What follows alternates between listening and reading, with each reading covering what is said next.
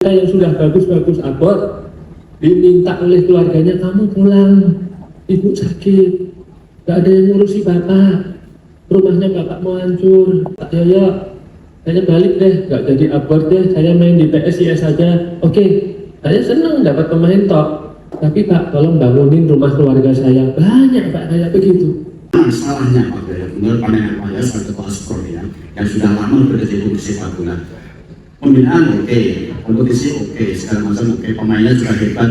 Tadi malam timnas ini juga pemain keturunan bulannya. Namun kenapa begitu kita ketemu dengan tim-tim yang hanya sekelas Irak saja, kita nggak bisa berprestasi.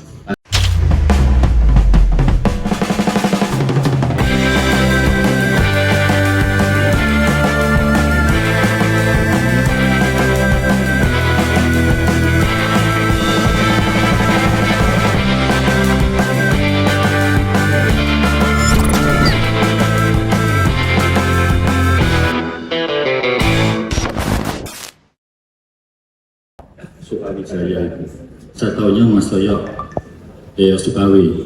Nah, ketika kita berbicara tentang Mas Yoyo secara figur di PSIS, cukup lama beliau berkecimpung di PSIS. Ketika PSIS terjatuh, ketika PSIS mengalami kesulitan, dan kemudian ketika PSIS mengalami kejayaan. Sekarang menjadi anggota Liga 1. Dan saya berharap, karena saya juga ngefan PSIS dulu zamannya Om Sartono, jangan sampai terdegradasi lagi gitu. Dan kita juga tahu bahwa ternyata PSIS itu rutin melahirkan pemain muda.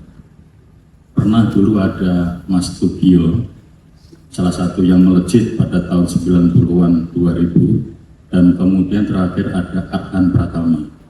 Dan beliau, Mas Yoyo itu dengan kerelaan itu melepas Arhan untuk bermain di Jepang demi karir dia, dan tidak ada transfer apapun. Mas Yoyo cuma mengatakan ini adalah kebanggaan kami, ada pemain PSIS itu bisa bermain di Jepang. Artinya pembinaan dari yang dilakukan oleh PSIS itu sangat bagus, dan secara periodik selalu memunculkan pemain-pemain muda.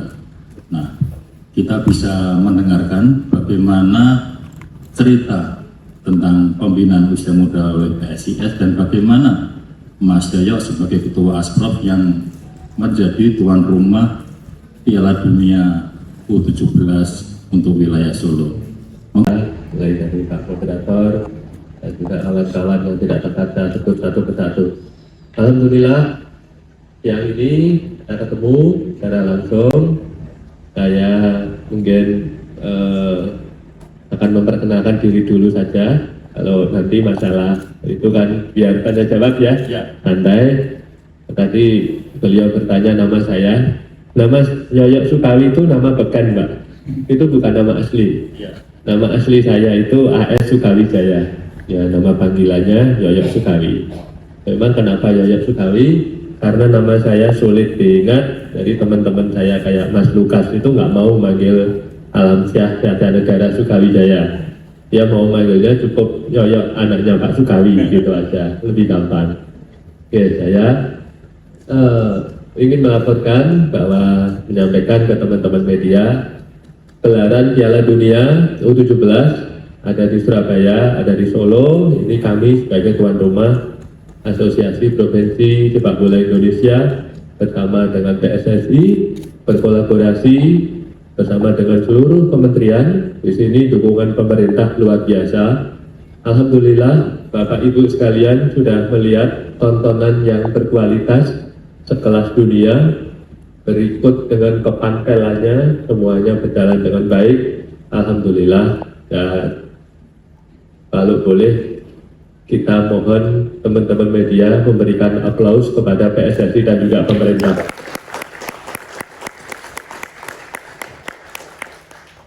Harus kita akui bahwa gelaran Piala Dunia U17 ini sukses besar, walaupun belum selesai. Dan mungkin walaupun tadi malam timnas kalah, 17, nggak ada masalah.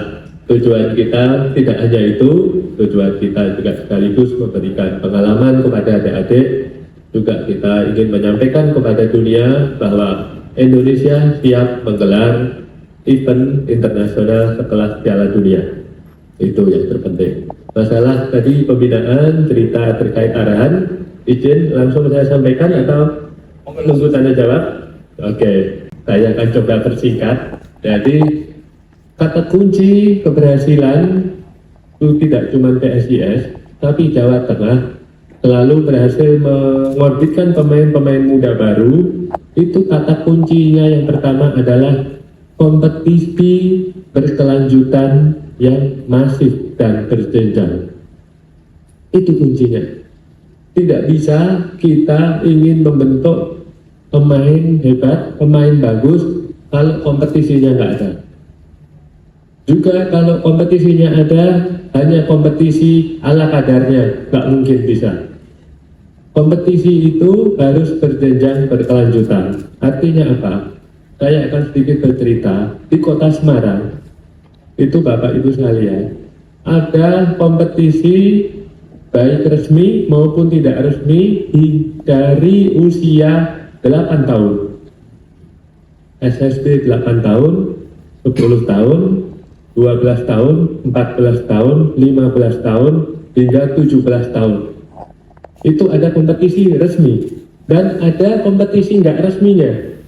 Kompetisi nggak resminya jauh lebih banyak. Masih ada lagi turnamen-turnamen tingkat SD, SMP, SMA. Ini kompetisi resminya. Yang resmi ada banyak sekali. Yang pertama diinisiasi oleh Asosiasi Sepak Bola Kota Semarang, ASKOT PSSI Kota Semarang, melalui induk organisasinya. Yang kedua, melalui klub profesional dari PSIS Semarang. Ini ada juga. Di PSIS Semarang ada namanya Elite Pro Academy, usia 16, 18, 20. Di bawahnya kita ada namanya PSIS Development. Nah, ini yang usia lebih muda, usia 8, 10, 12, 14. Jadi dari sisi klub profesional ada pembinaannya. Dari sisi federasi asosiasi Kota Semarang ada pembinaannya. Dan jangan lupa Bapak Ibu sekalian, kompetisinya itu wajib berkualitas.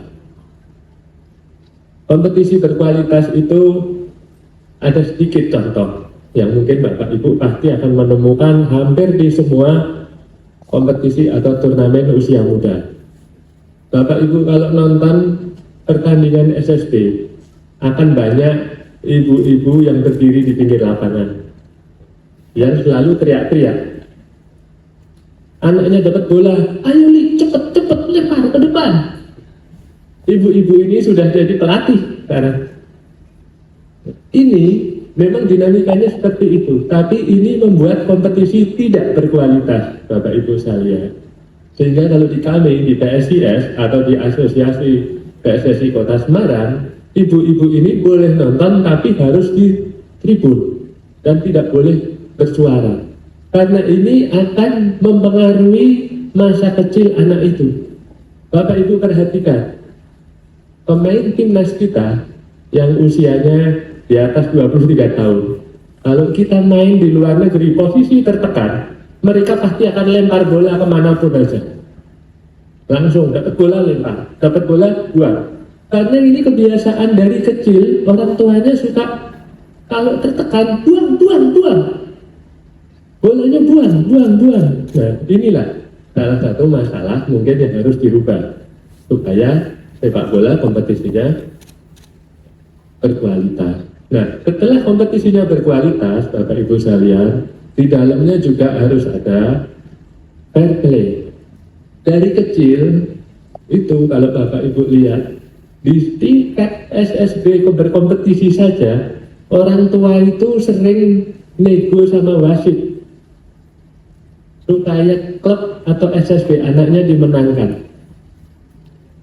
Jadi kalau kita bilang mafia wasit, itu semua kita sendiri sebenarnya, semua mafia wasit. Ini harus dibenahi dulu, gak boleh. Kalau kita di Semarang, sudah gak ada seperti itu. Nggak ada lagi anak-anak berantem, nggak ada lagi semua saling curiga, karena kita untuk fair play kita utamakan. Setelah itu, kompetisinya berkualitas, harus berjenjang berkelanjutan.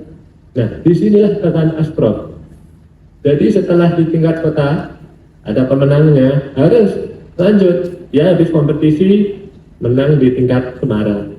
Dari tingkat Semarang harus ditandingkan Semarang, Kendal, Solo, Brebes, dan lain sebagainya. Berkelanjutan supaya pemain-pemain anak-anak muda ini nggak berhenti. Gitu. Setelah di peran Asprof, ada lagi peran PSSI, Federasi yang di bawah kepemimpinan Pak Erick Thohir. Sekarang itu sedang genjot kompetisi usia dini Piala Suratin, usia 15, usia 17, itu harus bergulir. Supaya apa? Anak-anak ini tadi setelah di SSB, di klub, dia mengikuti lagi Piala Suratin. Tingkatannya sudah nasional. Luar biasa kalau kita lihat sepak terjang dari Pak Yoyo selaku Ketua Asprof ya di PT Sepak ini yang sangat intens dengan pembinaan sepak bola, terutama usia dini yang mampu melahirkan pemain-pemain hebat sekelas arahan pertama ya.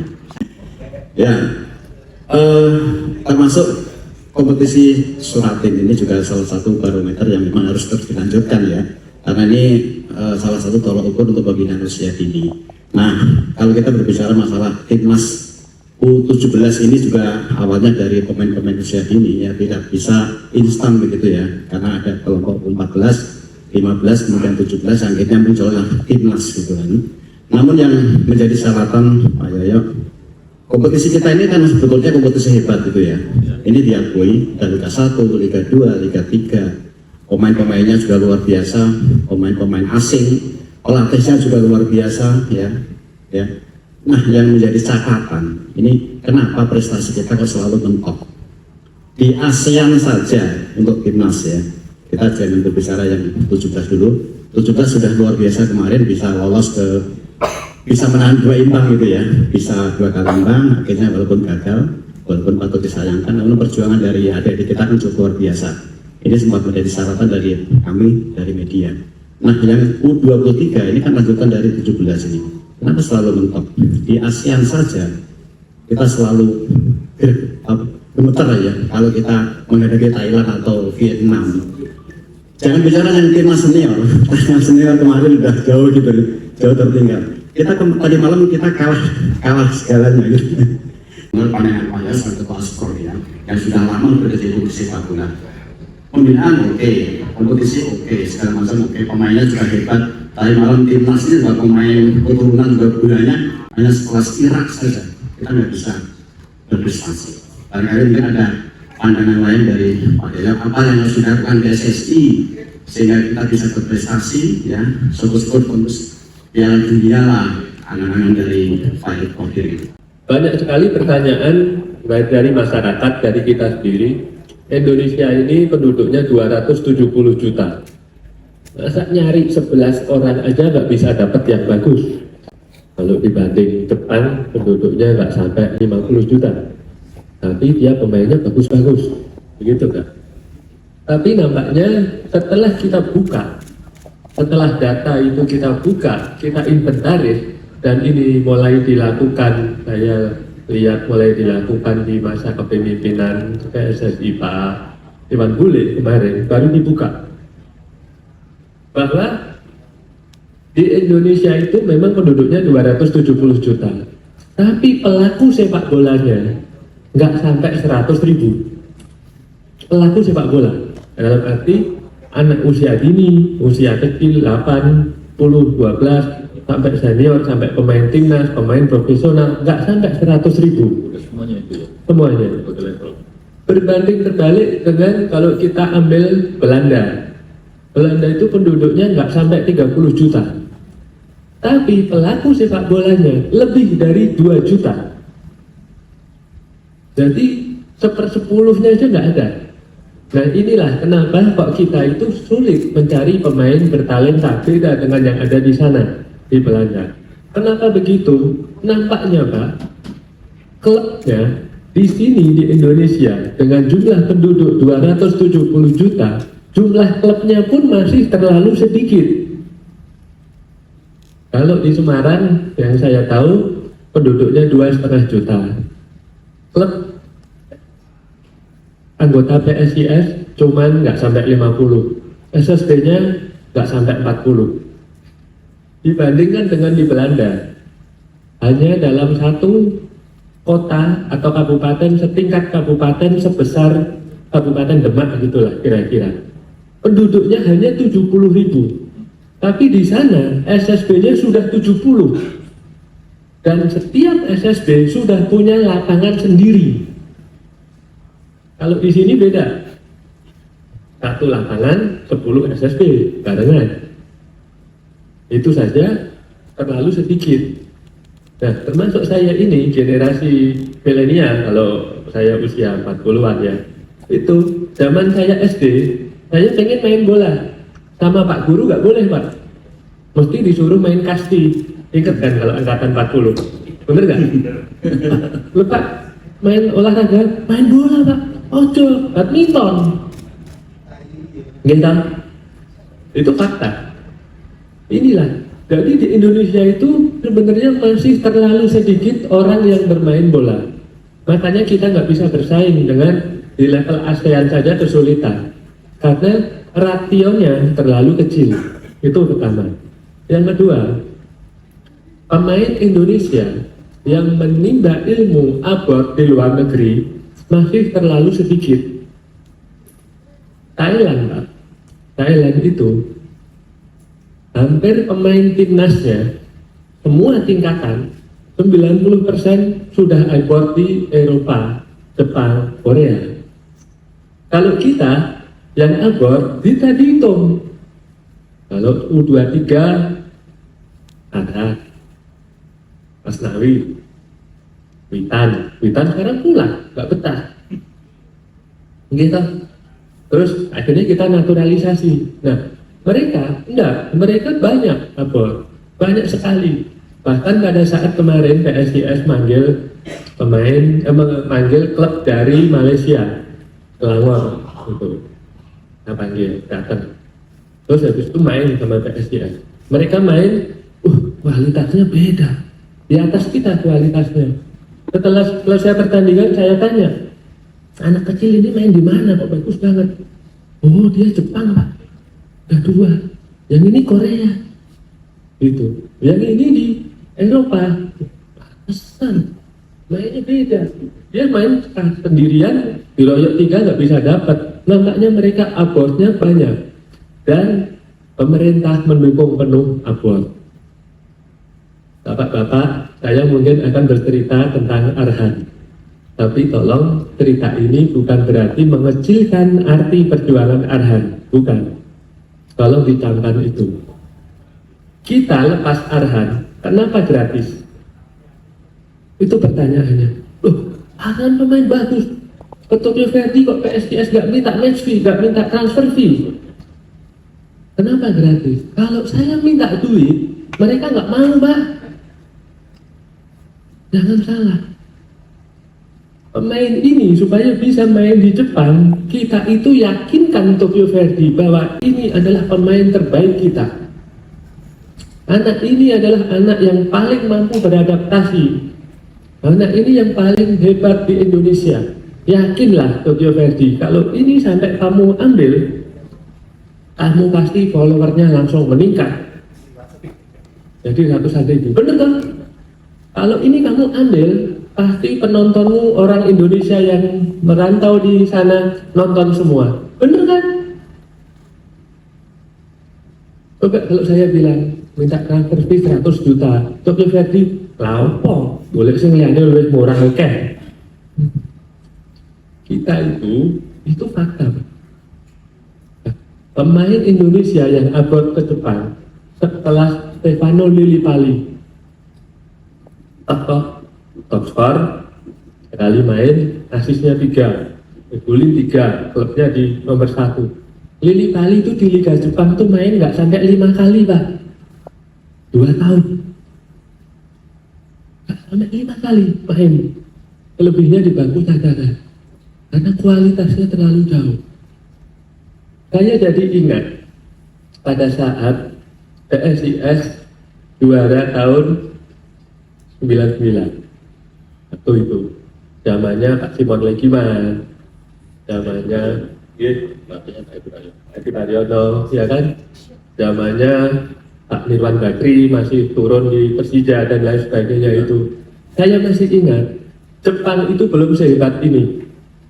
Tapi pada saat itu, Kedutaan Besar Jepang mengirim 20 pemain Jepang muda. Meminta pemain ini supaya dimainkan di liga-liga utama Indonesia, main sebagai pemain asing. Pemain ini nggak dibayar, Pak. Klub nggak keluarin duit, malah perusahaan Jepang ngasih sponsor.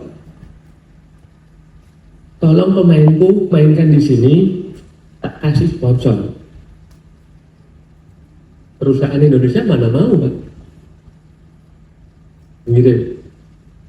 Coba itu Egy dikirim ke Korea, ngomong sama perusahaan sana, klub sana, udah tak bayarin. Egy main di sini, klubnya dibayar, tak ada yang mau. Itu yang dilakukan Jepang, yang saya cerita kenapa abort ini sangat penting. Nah, kalau anak-anak usia 23, 25 di Indonesia itu, begitu pemain itu sukses, sudah dikontrak cukup besar sama klub. Biasanya kalau di Indonesia itu anak-anak ini bertransformasi menjadi pemimpin keluarga. Kalau di Indonesia, jadi itu kalau saya sebut star syndrome. Jadi begitu dia top dikontrak ke SIS dengan yang tadinya gajinya 5 juta, begitu masuk timnas besok gajinya jadi 150 juta. Ini anak ini jadi kepala keluarga, bahkan di desanya bisa seperti kepala desa. Bahkan dia itu diagung-agungkan sebagai pejuang. Nah, ini yang menurut saya konsentrasi pemain ini jadi terpecah. Kalau di luar negeri yang berhasil itu anak-anak usia 23, 25 itu rata-rata masih disuruh konsentrasi main bola, nggak boleh dia berpikir yang lain-lain, apalagi nikah. Karena ada kan yang barusan nikah sekarang performanya turun, kan kelihatan. Ya biasanya habis latihan tidur, sekarang habis latihan nganterin istrinya jalan-jalan. Nah, malam istrinya minta ditemani lagi sampai subuh, ya kan? Habis itu latihan lagi. Lelaki mana yang nggak lelah kalau begitu, Pak? Itu kalau di Indonesia, dan itu fakta, Pak. Jadi teman-teman coba perhatikan, kalau anak-anak muda kita masih dibebani seperti ini, banyak pemain kita yang sudah bagus-bagus abort diminta oleh keluarganya, kamu pulang, ibu sakit, gak ada yang ngurusi bapak, rumahnya bapak mau hancur, dibenerin. Itu banyak. Akhirnya dia mengeluh ke klub, Pak Yoyo, saya balik deh, gak jadi abort deh, saya main di PSIS saja. Oke, saya senang dapat pemain top, tapi Pak tolong bangunin rumah keluarga saya. Banyak Pak kayak begitu, banyak, di Indonesia banyak. Ini yang membuat kita jadi sulit bersaing. Kalau menurut saya begitu Pak, ada 3 faktor itu yang sangat mengganggu Indonesia. Makanya sekarang ada program Garuda Select, ada program macam-macam yang anak-anak ini coba difokuskan ke sepak bola terus. Ini cukup bagus. Kak Erick Thohir juga membuat itu gebrakan kemarin timnas U17 langsung fokus semuanya, nggak usah mikir masalah keluarga dulu, bagus supaya fokus. Tapi begitu nanti followernya sudah masuk 100.000, 200.000, nah ini biasanya star syndrome ini. Itu Pak, kira-kira bisa menjawab sedikit.